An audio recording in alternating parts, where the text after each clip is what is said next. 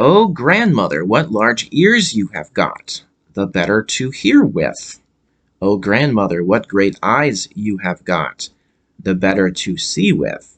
Oh, grandmother, what large hands you have got, the better to take a hold of you with. But, grandmother, what a terrible large mouth you have got, the better to devour you." And no sooner had the wolf said it than he made one bound from the bed and swallowed up poor Little Red Riding Hood. Then the wolf, having satisfied his hunger, lay down again in the bed, went to sleep, and began to snore loudly. The huntsman heard him as he was passing by the house, and thought, "How the old woman snores! I had better see if there is anything the matter with her." Then he went into the room and walked up to the bed, and saw the wolf lying there. "At last I find you, you old sinner," said he. "I have been looking for you a long time." And he made up his mind that the wolf had swallowed the grandmother whole, and that she might yet be saved. So he did not fire, but took a pair of shears and began to slit up the wolf's body. When he made a few snips, Little Red Riding Hood appeared, and after a few more snips she jumped out and cried, "Oh dear, how frightened I have been! It is so dark inside the wolf." And then out came the old grandmother, still living and breathing. But Little Red Riding Hood went and quickly fetched some large stones, with which she filled the wolf's body, so that when he waked up and was going to rush away, the stones were so heavy that he sank down and fell dead.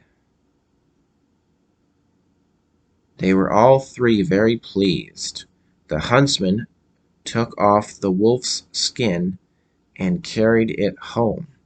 The grandmother ate the cakes and drank the wine, and held up her head again, and Little Red Riding Hood said to herself that she would never more stray about in the wood alone, but would mind what her mother told her. It must also be related how a few days afterwards, when Little Red Riding Hood was again taking cakes to her grandmother, another wolf spoke to her and wanted to tempt her to leave the path, but she was on her guard and went straight on her way, and told her grandmother how that the wolf had met her and wished her good day, but had looked so wicked about the eyes that she thought if it had not been on the high road he would have devoured her. "Come," said the grandmother, "we will shut the door, so that he may not get in." Soon after came the wolf knocking at the door, and calling out, "Open the door, grandmother, I am Little Red Riding Hood, bringing you cakes." But they remained still, and did not open the door.